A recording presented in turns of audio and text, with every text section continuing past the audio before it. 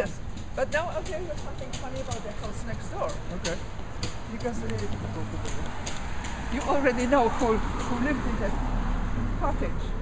The house next door was built a few years later, and its style makes a sharp contrast with the Robie house because it's a vertical lines of the roof and chimney. It's a cute little house. And so it's a modest cottage. For me, it is so funny because this house was built for a young businessman who was only 28 years old. Oh, really? And he manufactured bicycles and motorcycles. While this modest cottage was built for a famous American physicist, the first American Nobel Prize winner in science. Wow. And he was Professor Albert Michelson.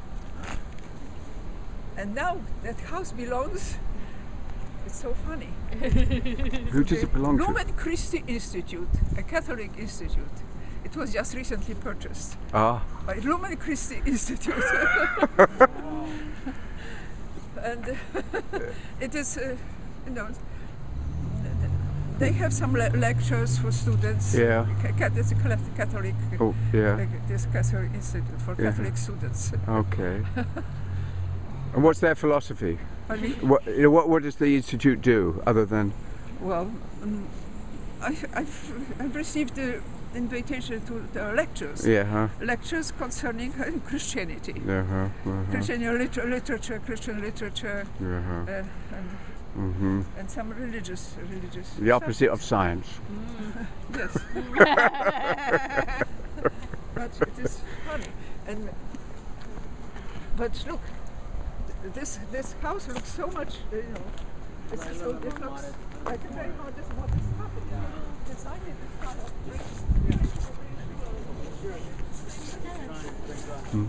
I was lucky. Yeah. Yes. Someone like a businessman. Businessmen always want to feel important, right? Because they're businessmen, so they gotta stand out. They gotta have the unique buildings, and Yes. yeah. But you see, Franco and I always disregarded the cost of the construction. Oh. It was a very expensive house. How much was it? It was in 1910. It cost $50,000. Wow. Well, $50,000. And there is a 3-car attached garage. Right. Yeah. We saw that. Which was one of the first 3-car attached garages in the world 100 years ago. And there are over 200 windows in that house. And they are all art glass windows. And now imagine how much the heating costs in this house. yeah. Now the Robie family ran into debt problems, correct? Yes, Mr. Robie's father died because Mr. Robie was in business together with his father.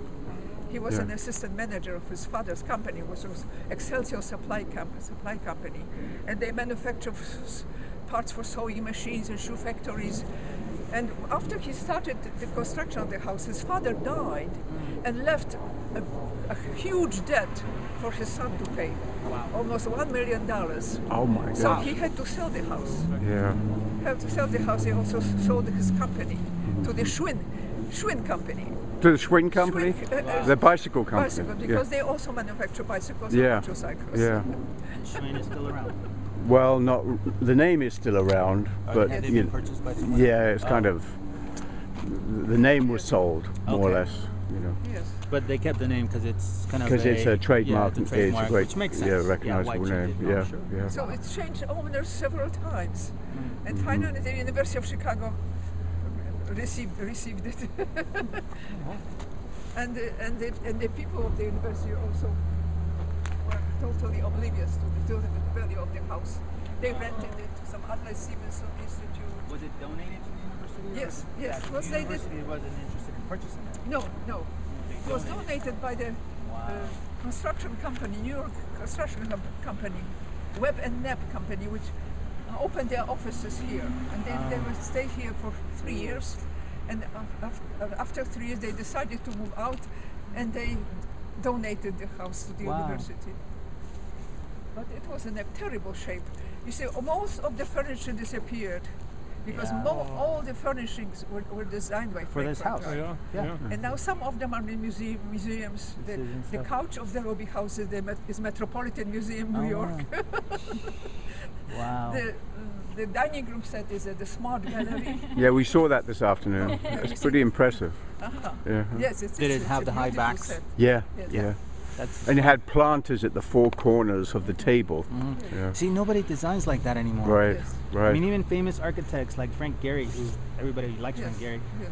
I mean, he just comes up with this concept and someone else puts, there, gets it to work and build it. But nobody designs like Frank Lloyd Wright anymore. Yes, but do you know why Frank Lloyd Wright designed such a style that he would prairie style? Do you know It's why been a he while. did that? Because he did it because he believed in this principle of organic architecture. Right.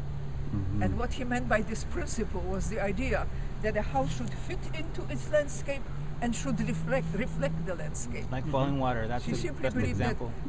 structure and nature should be integrated. Yeah. And what kind of landscape has been here in the Midwest? It's been the gently rolling plains of the prairie. Sure. That is true. Wow. And actually, that prairie was mostly, the term prairie is of French origin.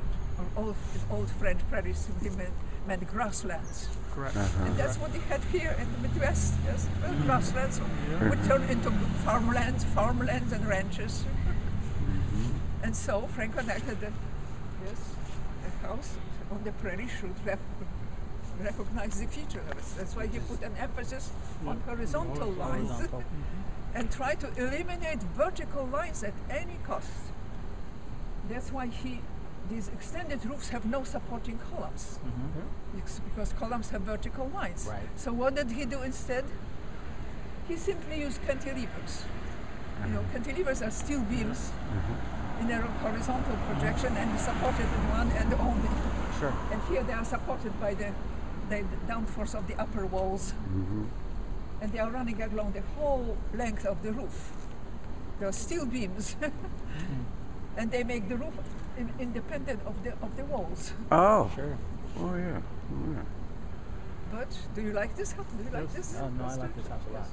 I enjoyed a lot of his work, even though it has transitioned from Yes. one style to another. Like the Hollyhock house it's a little bit more organic, a lot of concrete block that were made on site, and like Falling Water, the same thing, materials from the site with the rocks and the stones, and so that was how incredible he was. He just took what was around him Yes. and designed, like you said, within nature itself.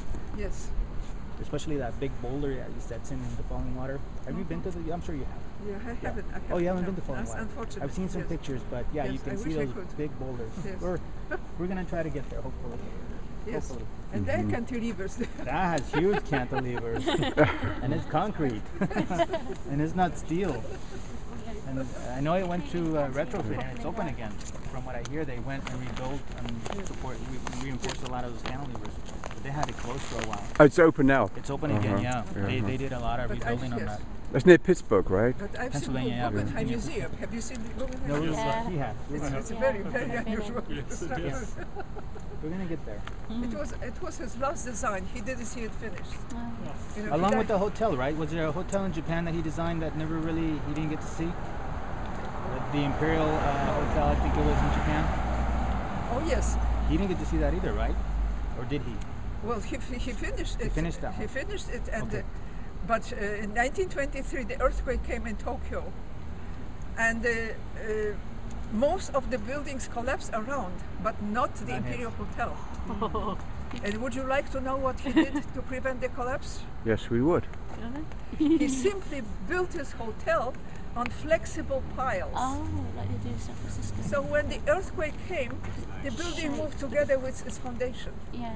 Talk about a And genius, 3 days after the earthquake, he received a telegram from Tokyo. The hotel stands undamaged as a monument of your genius. Just recently, I've seen there was a tourist from Tokyo, a young woman, and she said that that Imperial Hotel was destroyed. Or most of it was destroyed for some time ago, but recently they have reconstructed it. Oh, they have. Yes. Wow. So Yeah. There you go. Well, then, and also the Johnson Wax. Have you heard of the Johnson Wax building with the skinny Yes, little yes, columns and yes. how people were like, that's never gonna stand. So we had them build one full size and kept loading, just loading it on top, and just exceeded the actual calculations by so many, so much weight, and it never collapsed. And so they're pretty impressed by that too. Yes. So it's impressive. The guy was amazing. Definitely. What is your name? My name is Janina Golub. Anya? Janina, it's meaning Janina or Jane. Maybe Georgina. same as Jane because it's spelled with J. Yeah. But I'm Polish, and Oh, I've Polish got J somebody stands at work for called here. Janina. Well, thank you very much. That's extremely informative. But Thank see, you. Have you been to the campus? You know the quadrangle. Yes. Yeah. Yes. You see that the main campus was designed more or less like English Oxford. Right. The Very first much so. buildings were designed in a Yeah. neo-Gothic style, and Frank Lloyd Wright was very much against this style. And he said that this is America, a country with democratic ideals, or such styles. Neo-Gothic, pseudo-Gothic don't fit in this country. And besides, why this universities buildings should look like churches? Yeah. Yeah. Yeah. It looks very much like Oxford and Cambridge in there. Yeah. Yeah. But it's a beautiful campus. Gorgeous. Yeah. For me, Thank it you is. so much. Well, thank you very much indeed. Thank you.